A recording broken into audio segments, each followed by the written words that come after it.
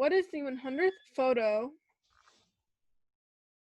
You make a bunch of noise. I hope you know that. And my microphone catches all that noise, so close the door. Sorry, I had to flush. Love you. I love you too. Hey, it's Mark. And Ashley. This is our podcast. And we have no idea what the F we're doing. Clearly. So follow along while we try to figure out what it is that we're doing. Or die trying. This is What the F Are We Doing? The podcast.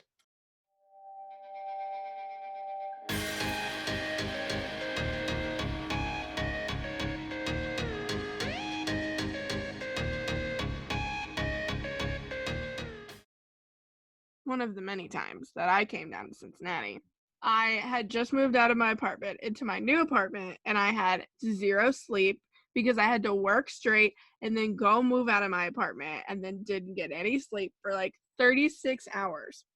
And I sleep on the bus. Couldn't sleep on the bus, which, like, I mean, sleeping on a megabus is not exactly that great. Yeah. So I get to you. You're like, I'm going to put this movie on. It's great. It's this new movie on Netflix. And then what happened, Mark? So I turn on Hush, and like the opening scene obviously is not very intense. I don't remember it. No, it's actually like pretty calm for the first 10 minutes. And then all of a sudden it's like, bam, right in the action. Like, oh, here's this neighbor banging on the window, but this deaf girl can't hear her. And then she gets stabbed and stabbed and stabbed. And Ashley is like, literally like sitting on the edge of my couch, like with her hands braced behind her, just holding on to life, sanity. I don't know. But like, I let it keep going for a little bit. And it was like, I think we got it was 35, 40 minutes in. No, I think it was the part on the roof. That's like kind of in the middle, but kind of at the end. Oh, yeah. And I was like, whoa, wait a second. We need to pause. And I normally will just like let it go, but I was like, nope, no. My anxiety is just like reached past its limit. You're like, do you have any alcohol? I'm like, I have this like old ass wine and some beer. So I was like, give me the Bud Light. I don't care. I need something. Yeah. It was pretty bad though, because I had to like pace back and forth to like get it out, because it just was like, and then so I rewatched it obviously since, and it's actually I rewatched it with you like one of the other times I was down there, and it wasn't that bad. No, I think it was your lack of sleep, but also like it's never going to be as scary the second time unless there's one movie that no matter how many times I watch it, like I don't have to watch it. Like I'll think about it sometimes, and just thinking about it scares me. I'll be downstairs by myself, and I'll just imagine in my head like this potato sack wearing homicidal maniac, like just creeping from the corner and then disappearing. Like I'll put that in my mind, and then like I have to go upstairs and lock my bedroom door. Like I don't care. I'm not playing. Anytime I go somewhere new, it doesn't really happen as often when I'm at somewhere that I'm used to as much, but it's like if I'm going somewhere new, it's like the first thing that pops in my head. And I haven't even watched the movie in a long time, and it is still like the first thing that pops into my head. We didn't even say what movie it was, but maybe they know because you said potato sack wearing. Awesome. But the movie we're talking about is The Strangers. And I'm still fucked up from it. Like I watched it. I've actually seen it a few times.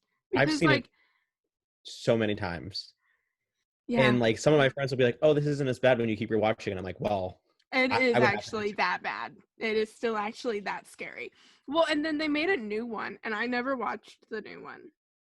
It was not as scary. It was more of a jump scare movie than the first one. Like the first one I feel like was very like suspenseful and reliant on like it was pacing. Very reliant on the pacing and the senses, and like just like I honestly don't even the really... music. Yeah.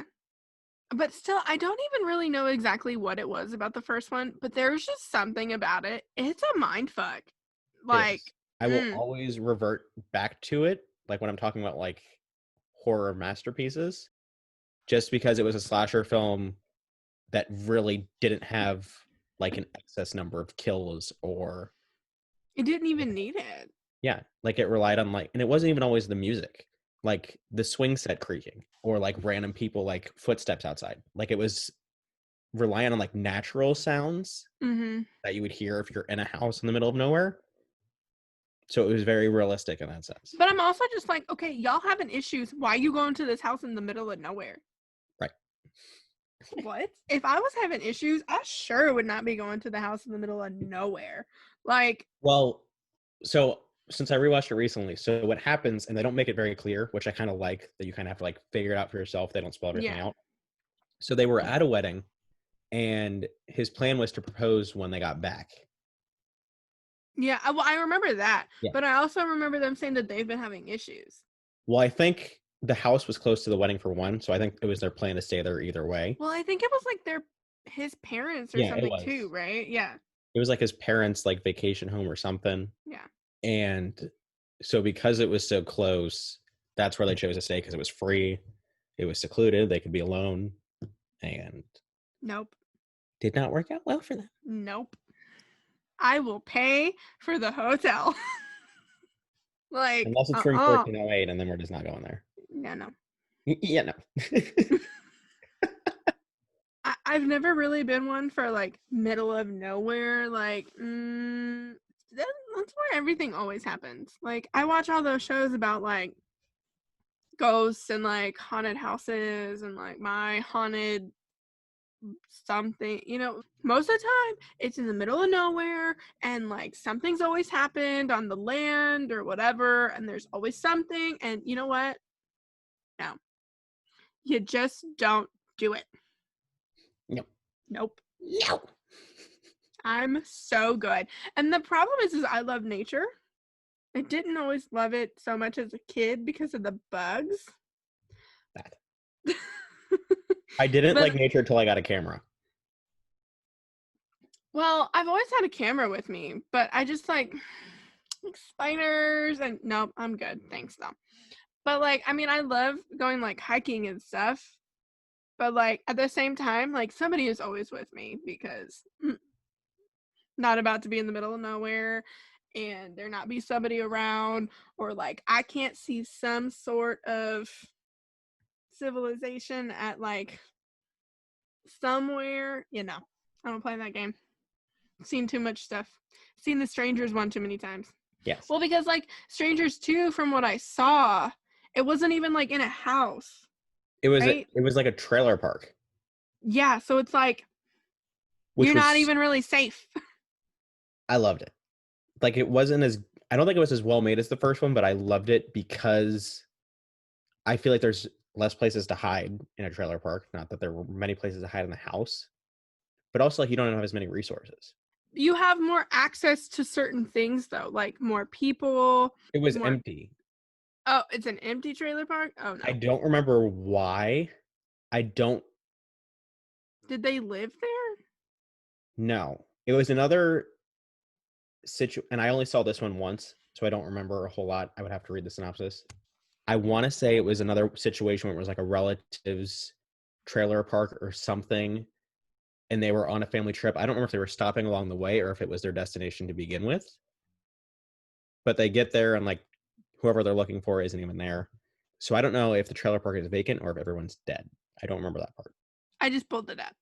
It says 10 years after the events of the first film, in a secluded trailer park, the three masked strangers arrive in a truck at night to a couple's trailer. So it just sounds like they live in this abandoned trailer park, which is just weird. But like the main thing isn't a couple, it's a family. It's a mom and dad and two kids.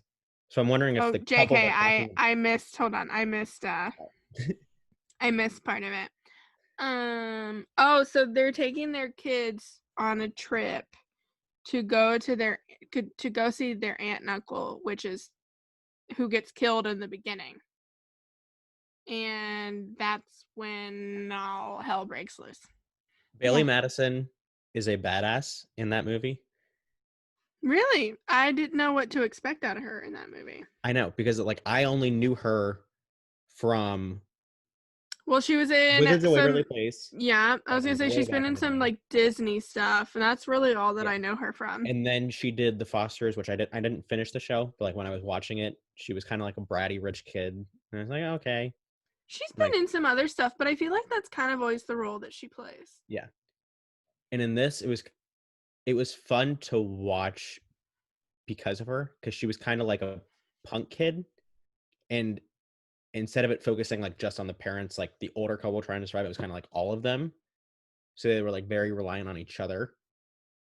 Obviously, like in the first one, like it's just really the couple. Like, yeah, their one friend like shows up. I think somebody else shows up too, or is it just their one friend? I think it's just the one friend until the Mormon boys at the end, which Yeah. that 911 tape, real or not, it's so Nope. fucking haunting. I don't even care. I mean, the first one I think is more scary because I feel like it's a little more like it makes you think about how like even when you're like with someone, like still like something can happen. But then like this one I feel like maybe is a little less scary because it's like kind of an equal number situation where that Yeah, one was not an equal number no, situation. not at all. So I mean maybe that's like Part of it. yeah. So this week we're going to talk about what we wanted to be growing up.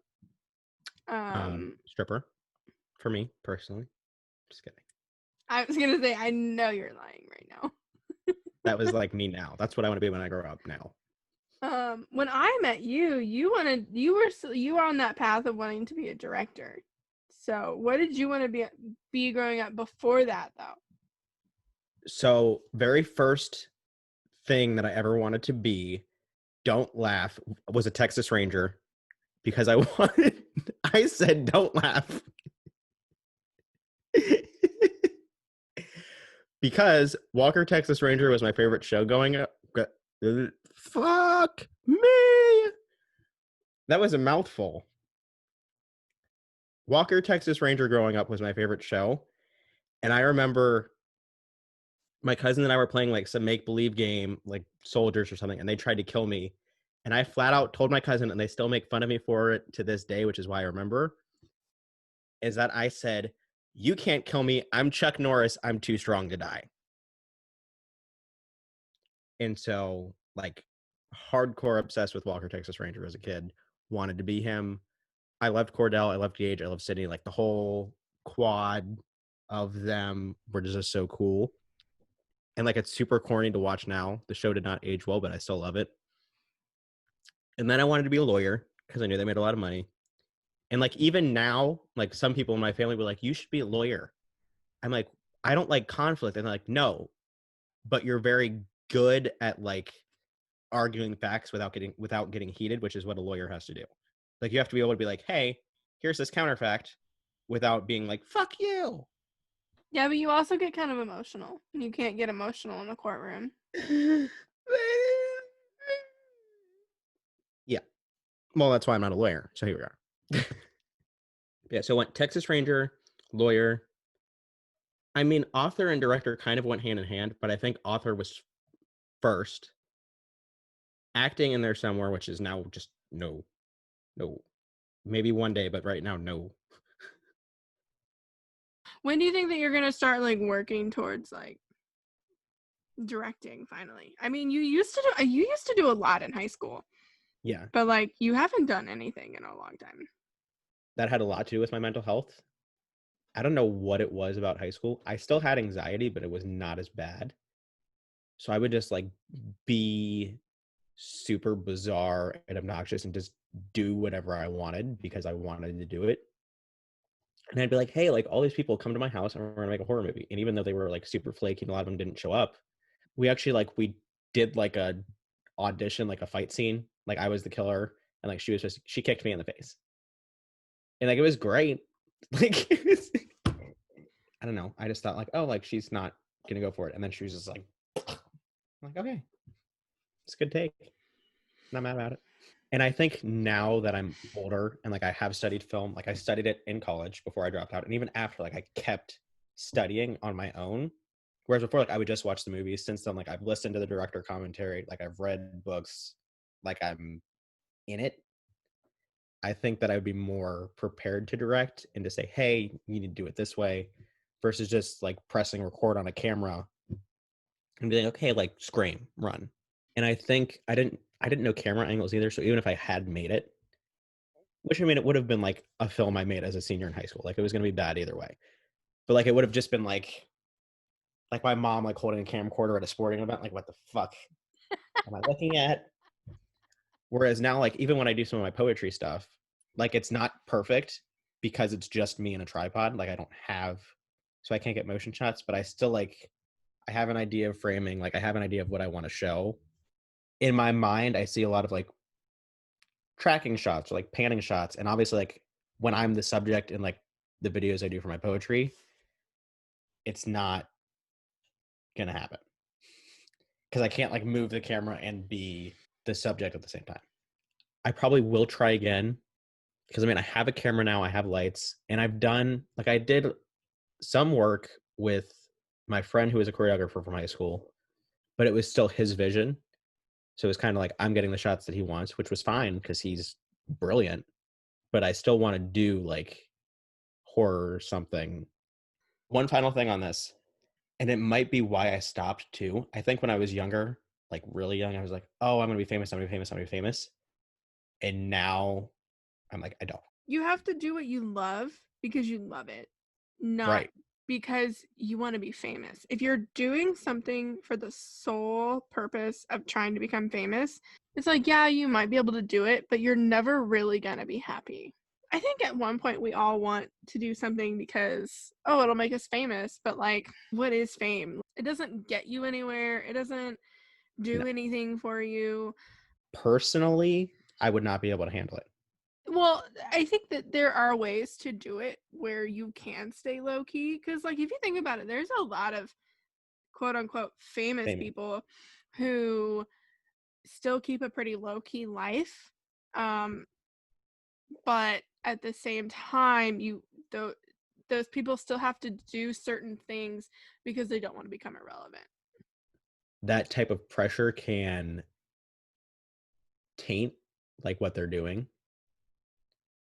Like, oh, I have to put out the next album, I have to put out the next song, I have to put out the next movie, I have to put out the next book because people are waiting on it. Yeah. And then at that point, and I think like Candy Corn, I think the reason I stopped writing it was because I started putting out like one chapter a week and I kind of put that deadline on myself and I stopped enjoying it. That's one thing too that I used to be all about like, okay, I have to have this done by this certain date, and if I don't, like I would be super hard on myself. But I've kind of gotten to the point where I'm like, you know what? Like I want it done within like a certain amount of time, but I'm also not going to put like one specific date on it at the Yeah. same time, because when I do and then I don't reach it, if I don't reach it, I'm so hard on myself and I'm like, wow, like I'm such a failure. Like Yeah. I didn't do this. I didn't do that. So I've stopped really like doing that so much, and like I've made it more like, okay, like I need to do this much work on this one thing per day to reach it in in a certain amount of time. So it's like Yeah. I know the work that has to be done to reach it in that certain amount of time. Now it's whether I'm going to actually do that work or not Yeah. to Yeah. to make it happen. Because I feel like if you're too hard on yourself, you start to lose the love and the passion for it, and then Yeah. you're just over it. And I think your wording is super important.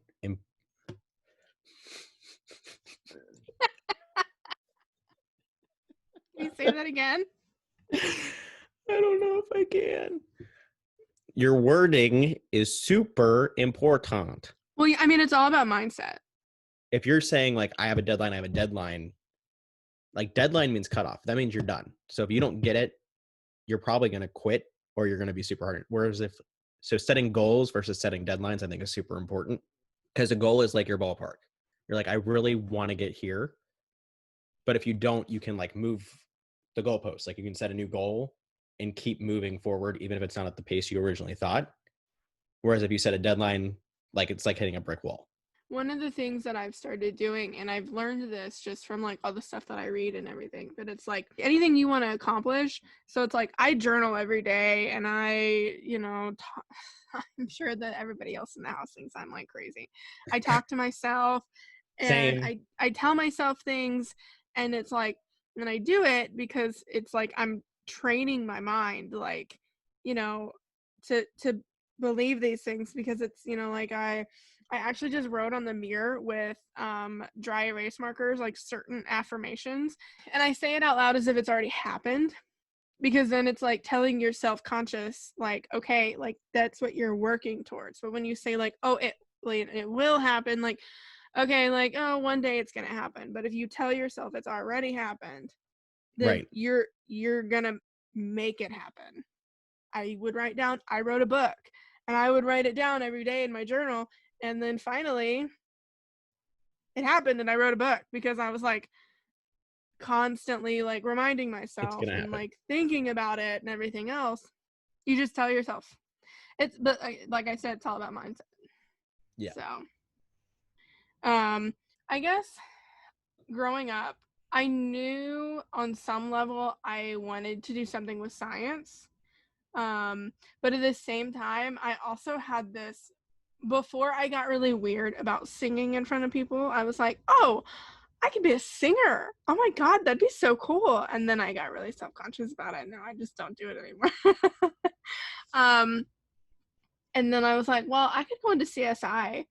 Like I thought that'd be so cool to be like out in the field, and obviously it's nothing like what you'd see on TV, but Yeah.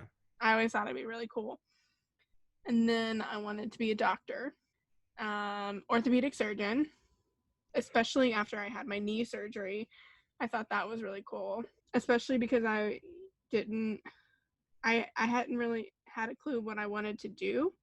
So, but I knew at the same time I kind of wanted to do something involving sports. So I was like, oh, I could be an orthopedic surgeon and go and be the best women's orthopedic surgeon out there, because there's not a lot of women in the orthopedics field.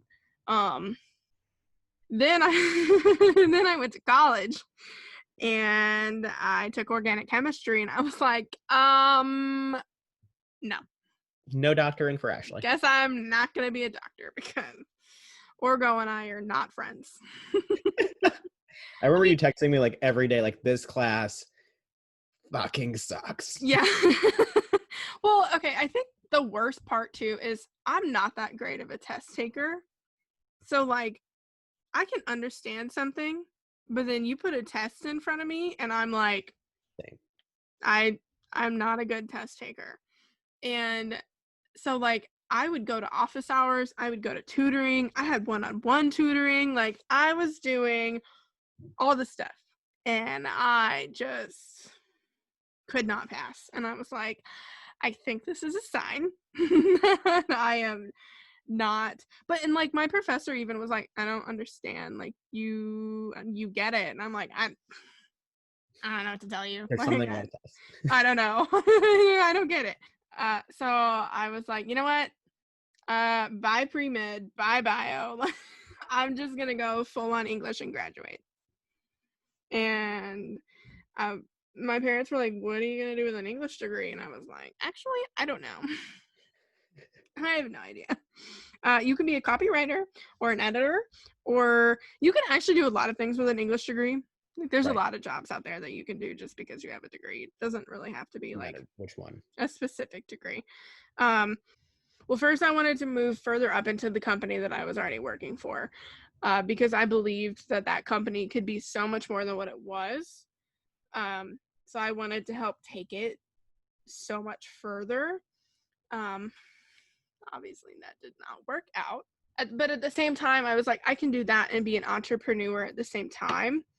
And being an entrepreneur was really nothing that I ever thought about doing myself or running my own business. But now that I do it, I actually I like working for myself. I really enjoy working for myself, but I never thought I'd be where I am. I mean, when you knew me in high school, did you ever think I'd be doing something like working from No. home and like, you know? I think like you working on social media makes sense and always kind of made sense. I just don't think I knew what it would be. It's definitely different. Definitely, I feel like neither one of us are where we thought we would be right now. No. I don't think anyone, except for maybe like a few people from our high school, are where they thought they would be. It's kind of a thing, when you go to college, it's like you have this expectation of, I'm going to do this, and then I'm going to do this, and then I'm going to do this. But then when you get to college, you start on that first step, and then a bunch of things happen and get in the way, and then you have Yeah. to like figure out what you're really doing because you don't actually know what you're doing. I know very few people who came out of college doing what they like started, like what they went in for. Like people either changed majors, changed career paths completely, I or mean, I dropped out. changed majors technically 3 times. I just hate textbook. I, I, I, I, I, I, I, I just hate textbook learning in general. And I Same. know there are people who can learn that way. I feel like it's unrealistic for one because it's not how Well, you learn okay, in so the world. I see both sides of it. So I see, like, I agree with you, but then I also see it on the other side because I remember in high school I missed a lot for being sick or having to go to the hospital. So I was having to teach myself Yeah, everything out of a textbook and having to learn everything on my own with no help from the teachers. So I feel like the teachers don't teach the right things out of the textbook. yes, They don't teach the things that you need to know. They teach, and obviously it's all from a point of view and things like that, but like they don't teach the things you actually need to know that makes sense. yeah. It's time for random AF. So this is actually a question that Erickson asks a lot of people. Um, how many holes are in a straw? Is it one continuous hole or is it two? So one at the beginning and one at the end. It's one hole. Because if you think about like a black hole, like in space, you don't say, oh, well, here's the black hole where you go in and here's the black hole where you come out. Like it's just a black hole. So one. I said the same thing. I said when he first asked me that it's one continuous hole. But I think it also just kind of depends on how you're looking at it. But I also went from the perspective of like when you're making it, it's just one continuous, like, Yeah. yeah. Did he say that was wrong or there's no right answer? He never said if there was a right answer or not. He just asked me. And so I've been asking people randomly. So you're listening. Is it one hole or two holes? And we were talking I'm about at straws, people. So in your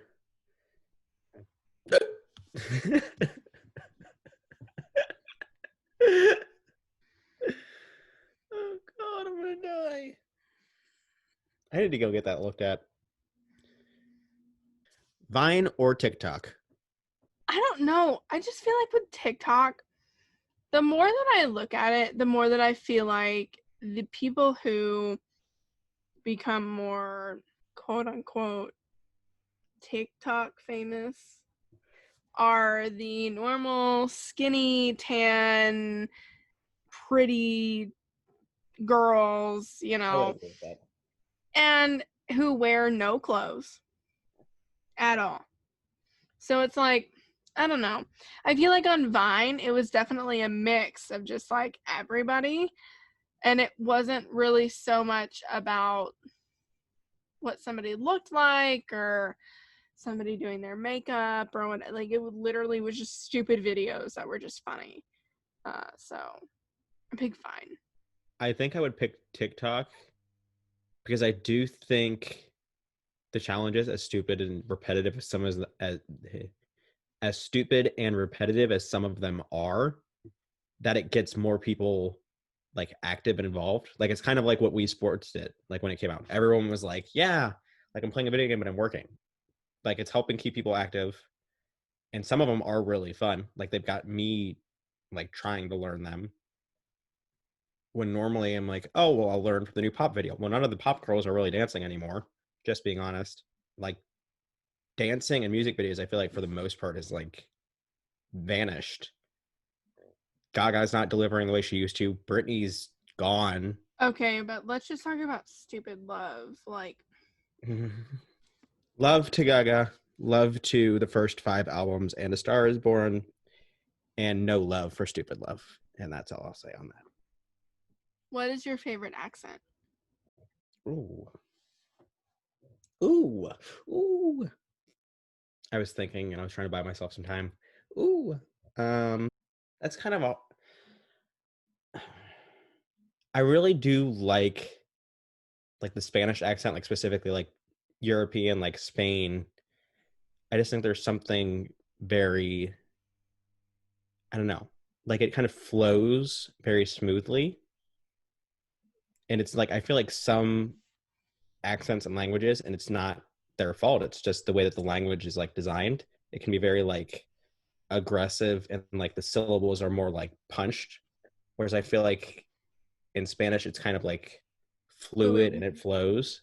I like that. Yeah. I'm an Australian accent kind of person. What is your biggest fear? Didn't we do this? No, we did weirdest fear. Fire. No. No, we did your strangest fear, not biggest, strangest. I want your Basically, greatest fear. my biggest fear is definitely kind of a tie between heights, bugs, and snakes. And it's also like I love roller coasters, and heights actually used to never bother me until I got older. And as I got older, so we went to Cedar Point 2 years ago almost, and we were on the Millennium Force. Yes. And I love that roller coaster. It is one of my favorite roller coasters ever. But Erickson literally goes, "Hey, look over there." And I was like, "Do not talk to me. Don't talk to me. Don't even just stop. Let me get over this hill because there's nothing around you. You are just kind of sitting open free. And if you look over, there's nothing. You're going. You are just falling straight down." He's like, "Look over at the lake." And I was like, "Leave me alone. Shut up. Leave me alone." Why? There is something about taking a break. Like for one thing, I developed motion sickness. Like I used to go to Kings Island 3 or 4 times a week because I had a pass. Yeah, we used to go Now, all the time. like I get motion sickness from watching people play video games. Like it's ridiculous how quickly it developed. I definitely But so I developed a motion sickness recently. I if I ride in the car with somebody, I have to be up front. yeah, I cannot sit in the same. back seat. And even up front, sometimes I get super sick. I can't ride on the CTA anymore. I will throw up. Um, and there was something else recently that happened. I was like, I can't do this. Like I can't. I can get on a roller coaster and I'm usually okay. And I think, and just like with developing that, like I took time off from roller coasters. I probably didn't go for like 3 or 4 years, aside from like the haunt, but I didn't ride anything. And then my cousin had never been to an amusement park. So I took him to Kings Island and we got on Diamondback, which was my favorite ride. I used to ride it literally 20 times a day. And we got to the top of the hill, and I kid you not, I thought I was gonna cry. Like when we started like teetering over, I was like, I conquered my fear of heights because I had it when I was a kid, and then I rode so many roller coasters it didn't matter. Like I stood on top of the Eiffel Tower there, and I was fine. And we got to the top of the hill on Diamondback, and I was like, oh my god. So then, what's your biggest fear then? I really do think it's snakes. Heights to an extent, but I actually have to take snakes back. Snakes is not mine. It's clowns. Clowns scare the shit out of me.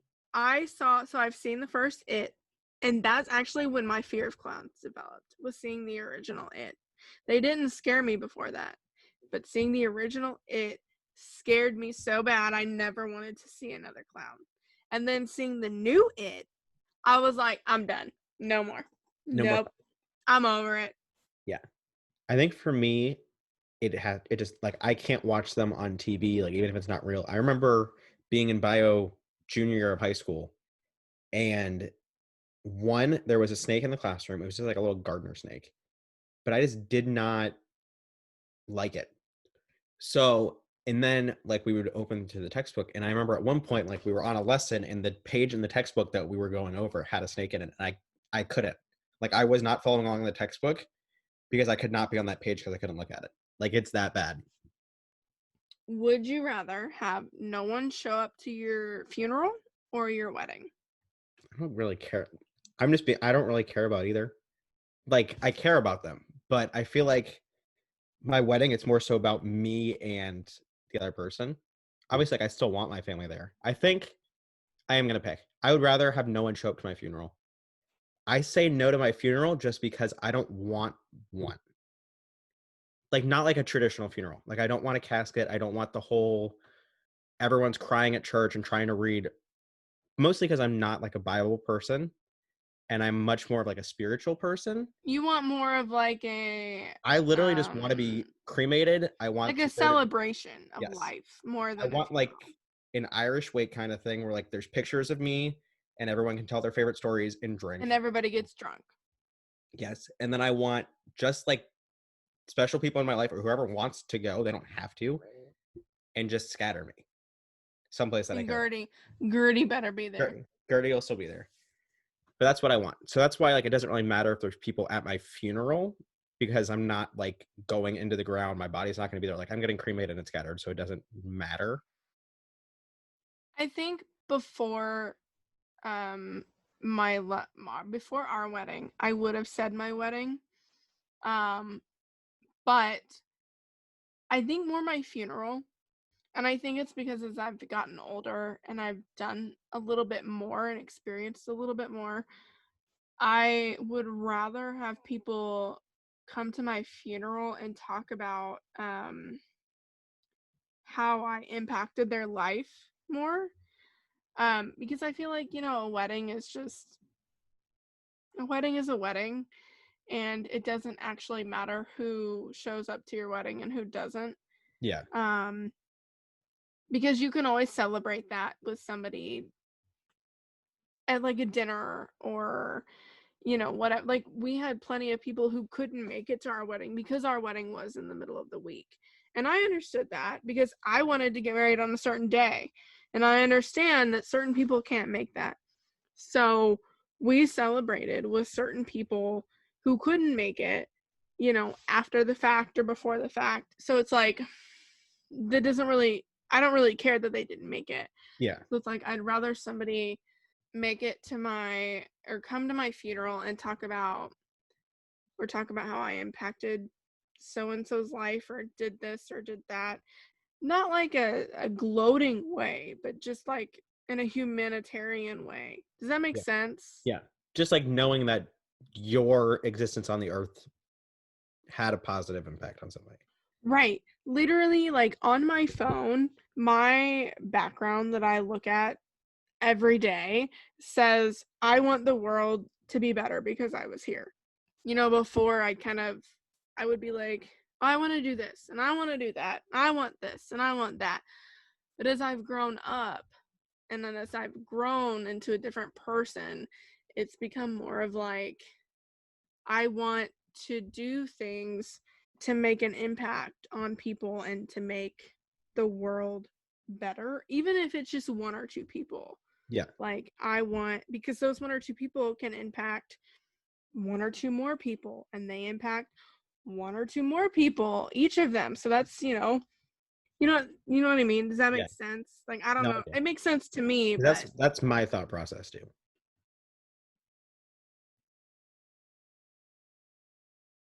Sorry, I'm trying to read. What are your pump up songs? my pump up song, I actually have a couple. Um X by the Jonas Brothers, or Hot Blood by Kaleo. Yes. Alter Ego by Kaleo. That's such a pump up song. Be Good by the Jonas Brothers. That's an old song, but I love that song. Walk Me Home by Pink. I love that song. And then Alive, but I prefer the version by Daughtry that he performed on The Masked Singer. He Yes. actually recorded it and put it out as his own song. And like, whenever I'm getting ready to go for a run or I'm getting ready to work out, like that's the first song. And sometimes it's the only song that I'll play, and I will play it through the entire workout. I am ready to go. Yes. There's actually been a few times though where like I've been listening to it and I'll be in my cool down session and it'll get to this one point in the song and I just start bawling. It's so ugly cry too. I'm like, God, I hope Erickson doesn't walk out right now. Yeah, he has never walked in on me crying during that song while I'm working out, so we're good. Mine would be Big Bad Wolf by In This Moment.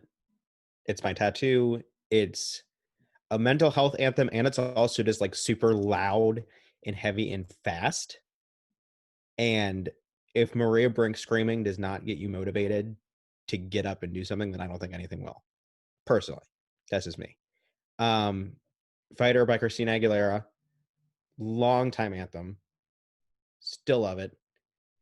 Do I have a third one? I mean, I have like 100. I'm gonna get them. We're gonna get there. We're gonna get these. Ooh, Salute by Little Mix. I don't know if it's, I mean, it is a pump up song, but I have caught myself singing along at like awkward times. But it's Alanis' interlude, which is Halsey and Alanis Morissette off of Halsey's new album. And the chorus is, "Your pussy is a wonderland and I can be a better man." I really wish you weren't muted right now. But it's so, I don't know. I think it's a good pump up song. I get excited when it comes on. Probably because I love both of them and they're two of my favorite lyricists of all time. So I think like knowing that they're on the song together, I don't know. I get excited. What is the 100th photo in your pictures on your phone? Or scroll with your eyes closed and I'll tell you when to stop. You want to do just scrolling option? Yeah. Okay. Tell me when you're starting. Oh, I already started. Okay. And stop. Pick one. Oh. As above, so below. What you reap is what you sow.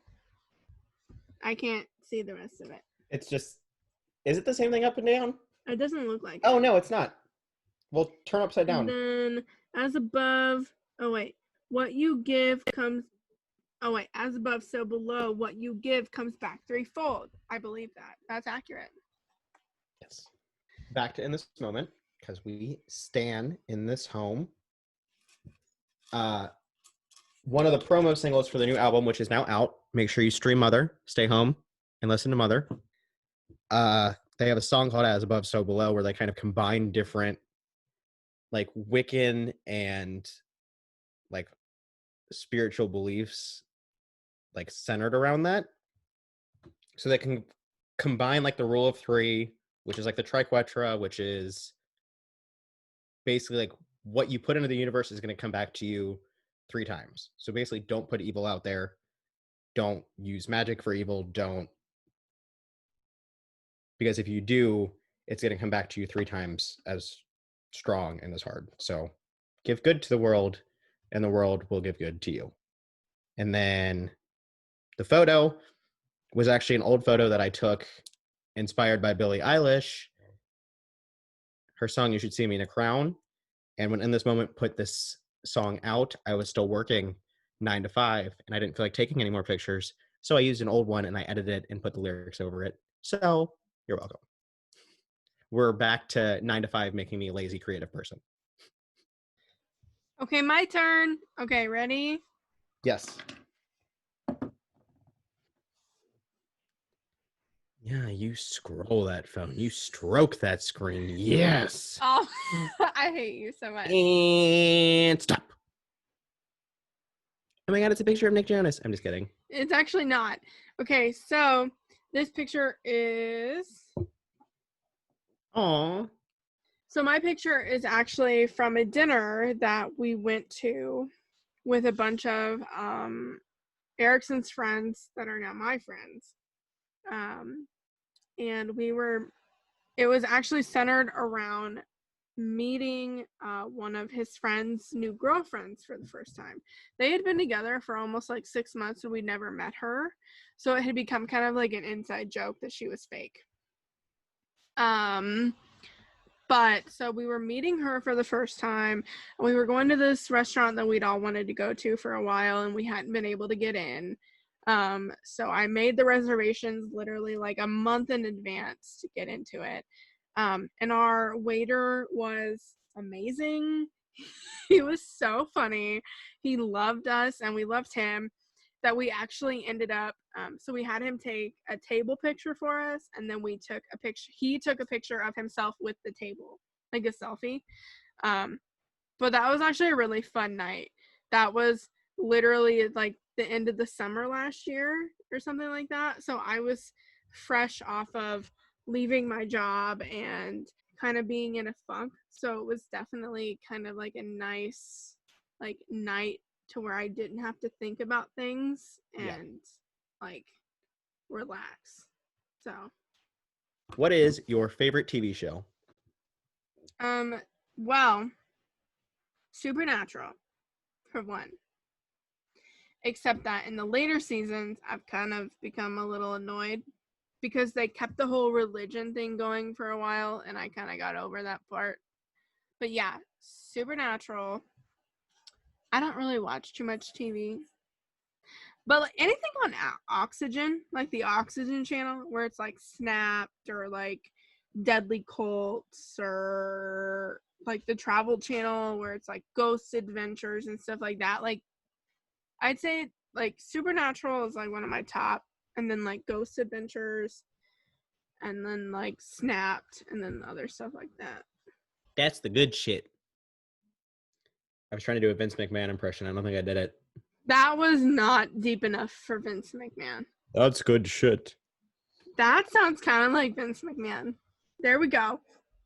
I think you need a little bit more rasp to it, though. That's good shit. That's too raspy. That's too raspy. Help. That's good shit. That's too high. I can't do low and raspy. Well, That's then- good shit. That's Vince.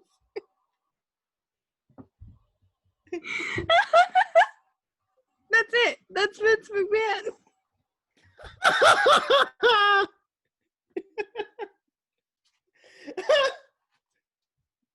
Charmed is my all-time favorite. Like I will watch it start to finish over and over and over and over and over again. I've probably seen the series like 14 times. Criminal Minds too, but not I didn't watch the last few seasons and then I watched the finale.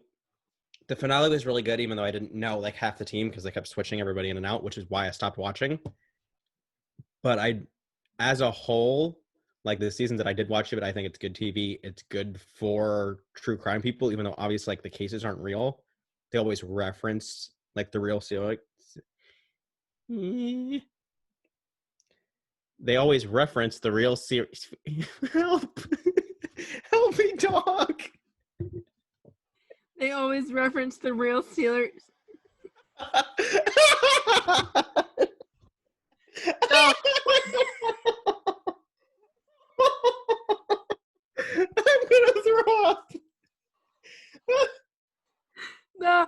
Real serial killers. I'm not even kidding. I'm gonna puke. Hold on. I'll be back. I don't know if any of what just happened is gonna make it, but I literally just laughed so hard that I almost threw up. That was awful. Have you ever sexted and do you like it? Number one, yes. I liked it at the time. I don't now. Just because I think it's different in a relationship. I just feel like trying to do it over a phone, it's not the same.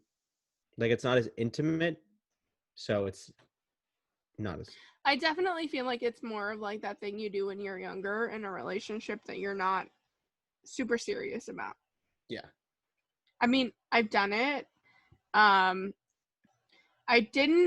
don't want to say I liked it as much, but it kind of made, and it's really sad for me to admit it, but it kind of made me feel empowered in a certain way at that time.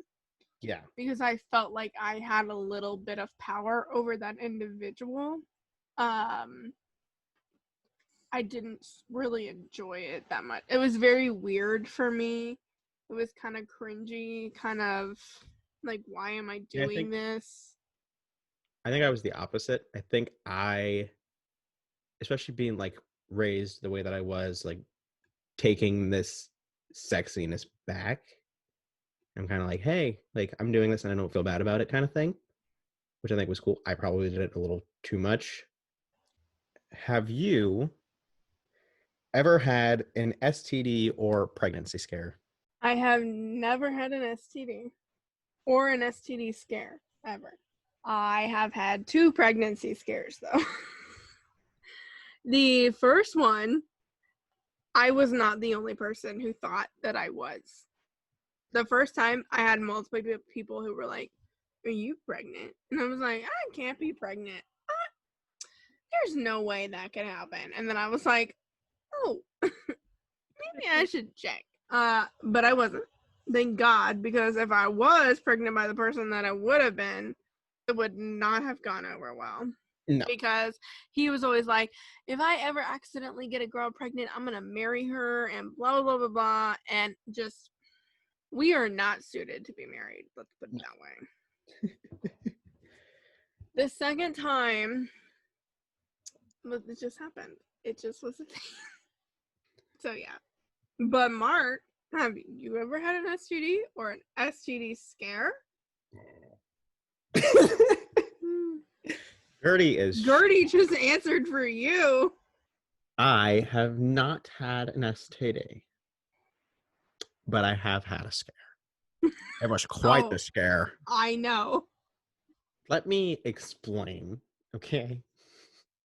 So I was in Columbus visiting a friend, and this was like right after we found out about my cat allergy. So I had already been in Chicago with you and the cats, had the super bad allergic reaction, got blood tested, found out like class 5 allergy, anaphylactic shock, like cats will kill me. It's not just like, oh, I'm gonna have a stuffy head. Like I could have died in your apartment that night, and I'm glad I didn't. And so we get to my friend's house and we're walking up to the door, and Heather was with me. I drove her up, we rode up together, and she was like, oh, by the way, Morgan has cats. And I'm like, so we go, and I'm like, maybe it won't be that bad. But like, of course, they're cats. There's multiple, they're everywhere. Like, it's not good. She was like, well, I don't really let the cats in my room, so like we can stay in there. We'll see what happens. Well, it's all the same recycled air. Whatever it was bad. And then like the next day it was the party. So I tried to stay on the porch as much as I could, and I was fine. But like every time I would go into the house for a snack or something, it was like instant, like I'm itchy, I'm stuffy, I couldn't breathe. I was using my inhaler. I was like, I can't stay here again. And so I went to get an Airbnb, and we're in Columbus. It was Ohio State's homecoming weekend for football. So the Airbnbs were mostly booked, and the ones that were still open were like $180 for a night in a room in somebody else's house or apartment where they're also there. I'm like, I'm not doing it. So I was still single, so I got on Grindr, as you do. And of course, like it's a new city, so like you're getting hit up by everybody. And everyone's like, "Oh, you're so hot! Like, let's have sex." I'm like, "No, I just need a place to stay." So finally, there was somebody who was like, "Oh, like let's watch a couple movies." and you can stay. And I'm like, oh, yeah, great. And we watched something. I don't remember what the fuck it was. Oh, you don't remember what it was because you ended up fucking? Yes. A few times. That's not the important part of the story. Anyway, that And ends. you know what, though? It is. You want to know why? Because that's why you had a scare. And because you did it on Grindr. Who goes on Grindr to find somewhere to stay and doesn't think they're going to end up having sex? You know what? I wasn't paying for the Airbnb, so I did what I had to do. Point being, so I go home and I posted something on my Snapchat story about like my sinus is killing me. And the guy from that night messaged me. He was like, hey, I just want to let you know I tested positive for syphilis. It manifested as a sinus infection at first, and they couldn't figure out why the antibiotics weren't working. So I had to get tested, and that's when I found out. Anyway, just because of what we did, you might want to get tested too. And I'm like, super excited for me. But it's fine, because it wasn't. Are you excited? I'm judging you. There is no judgment here. There is no judgment here. Next week, we're bringing on one of our friends, Brooke. And then we're also going to talk about the book Incomparable. And maybe by then, I'll have it and I can actually read you'll it. have the book. It's been in shipping for like 3 weeks. And what do we say, folks, when it's time to go? A great, big, old, go fuck yourself. Good night. But we really love you all. We really do. And thank you for sticking around with us while we still Figure out what the fuck we're doing.